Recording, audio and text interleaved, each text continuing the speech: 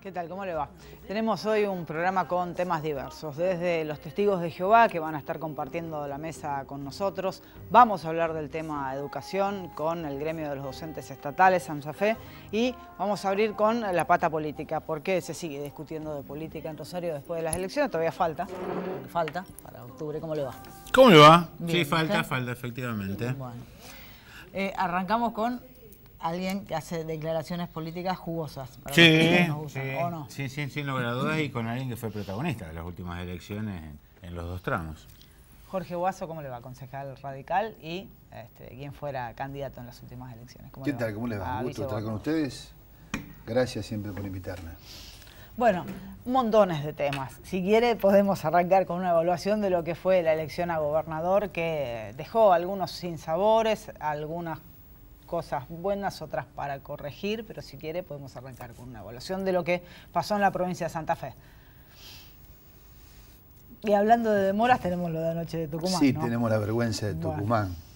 Y acá también fue una vergüenza. Aquí fueron unas elecciones que lo dije, lo digo y lo diré. La robaron a nosotros. Fueron 1.400 votos de diferencia sobre un universo de casi 2 millones de votantes, cuando hay una diferencia que nunca en la historia había ocurrido. Lo prudente que era abrir urnas. Si no querían abrir las 7.600 urnas, por lo menos hubiesen abierto 2.113, cuya media de votos nulos superaba en un 45% la del total. Tampoco quisieron. Ustedes saben que el único partido que se negó a abrir urnas fue el socialismo.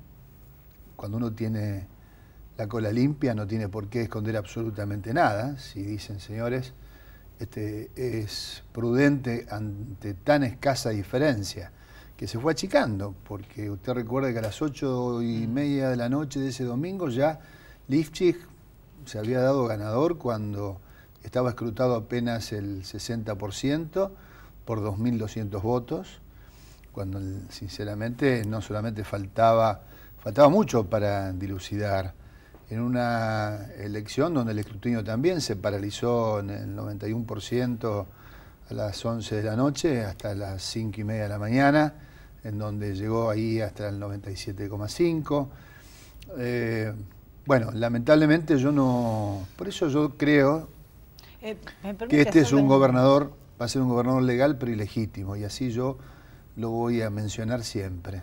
¿No le inhabilita la postura el hecho de que no haya habido presentaciones legales por fraude?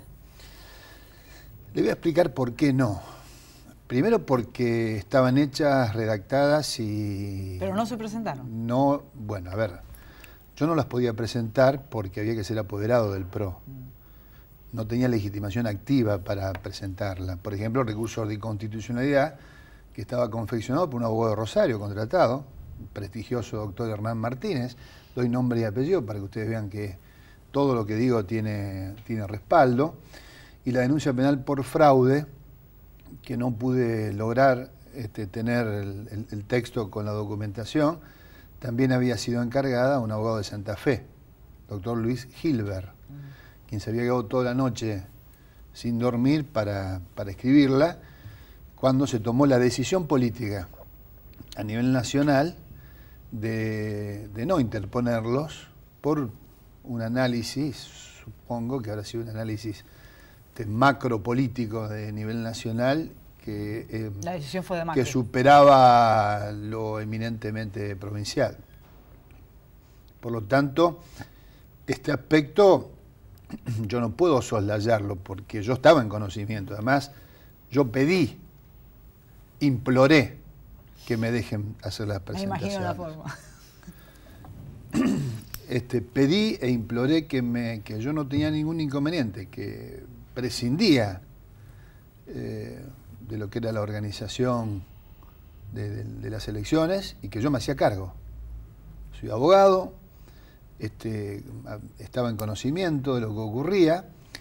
Hubo una caja negra de 64.000 votos nulos. Le hago un parangón. En las elecciones de Buenos Aires, cuando ganó Rodríguez Larreta, hubo solo 15.000 nulos, en un padrón similar de 1.900.000 votantes. Acá 64.000. Nadie, hoy, ni ustedes dos, si yo le pregunto si la boleta única tenía la firma o no tenía la firma del presidente de mesa, ¿era un voto nulo o no era nulo? Para mí era nulo, no sé, desbúrrenos. Yo no lo sé. Pero tiene que tener la firma del presidente de mesa.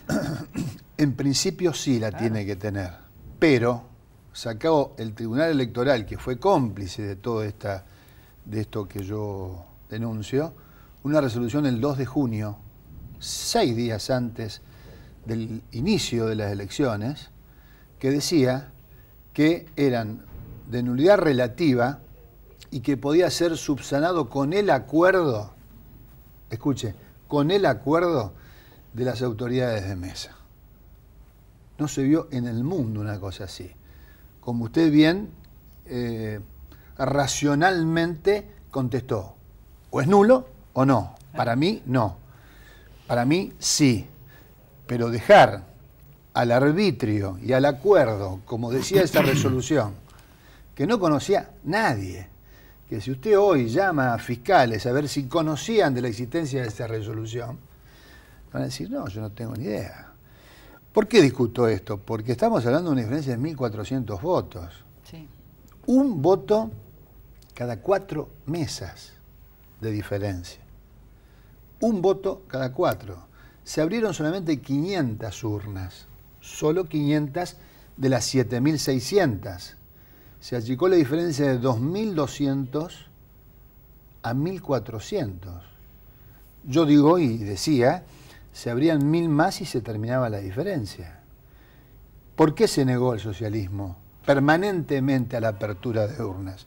Porque sabían que de seguir abriendo urnas, perdían las elecciones. Entonces, ¿el justicialismo después convalidó la el justicialismo tuvo... el kirchnerismo siempre fue socio del socialismo en la provincia de Santa Fe, lo dije antes, no ahora ni después de las elecciones. Perotti fue el primero que pidió con énfasis la apertura de urnas.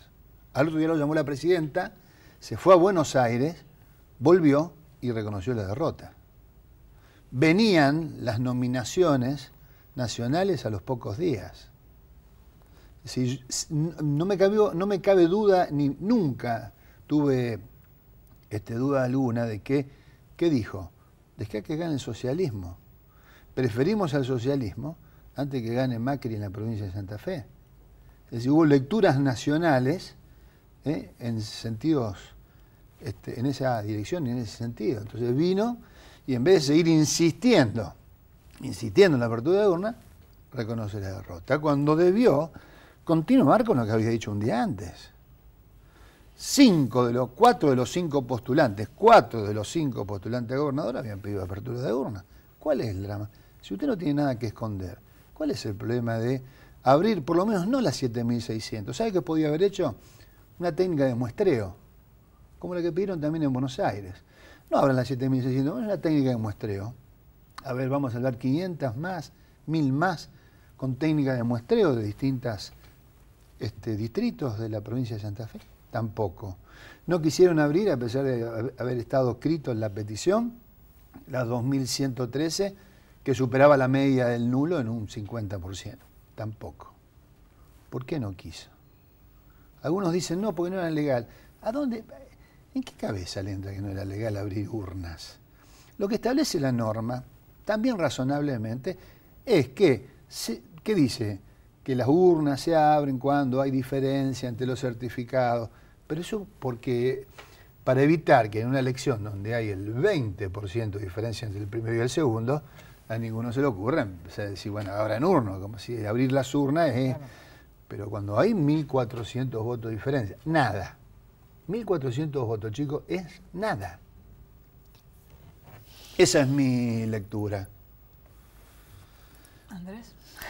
Está demasiado callado usted, lo cual me preocupa. No, porque su silencio me preocupa, lo cual no sé si es bueno o si es malo. Pero si es bueno no tiene que preocuparlo, si lo preocupa por porque supuesto. es malo. Yo puedo abrir las urnas, así que lo escucho. Se ve que no pudo.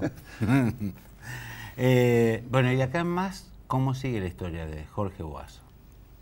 Como igual que siempre en mi vida, retomé mis... Vamos a seguir teniendo declaraciones. Retomé mis trabajos funciones habituales, como funciones como concejal. Yo tengo mandato hasta el 10 de diciembre del 2017. Sigo en mis cargos como abogado.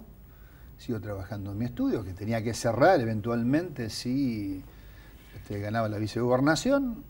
Sigo trabajando por los temas de la ciudad. ¿Cómo está del CEL, Jorge? Porque dicen que estaba mal, No que lo está vi golpeado. más, pero sí tengo información que, bueno, lógicamente y como es, humanamente no pudo haber quedado muy bien que digamos. Es decir, realmente quedó con bronca. ¿Qué piensa él? ¿Lo mismo que vos? Sí. ¿Lo charlaste post elecciones? No, pero él acató la instrucción de reconocer la derrota y yo no. Esa es la diferencia. Y se lo dije a él, se lo dije a Miguel y se lo dije a Mauricio, respetuosamente, que yo no iba a reconocer jamás la derrota porque no fue tal, no pudimos demostrarla por la imposibilidad de las presentaciones judiciales que estaban hechas, insisto, estaban hechas. Están redactadas. Sí, yo tengo las copias Sí. del recurso de inconstitucionalidad. La que no pude lograr es la de fraude, porque si la lograba, se ve que no se la dé a Boazo, porque yo iba derecho. Ahí ya no hace falta legitimación activa. Ahí la hago como ciudadano, como la pueden hacer cualquiera de ustedes. En las acciones judiciales usted tiene que tener legitimación activa para actuar. ¿Qué se llama? Ser sujeto de derecho con legitimidad para interponerlo.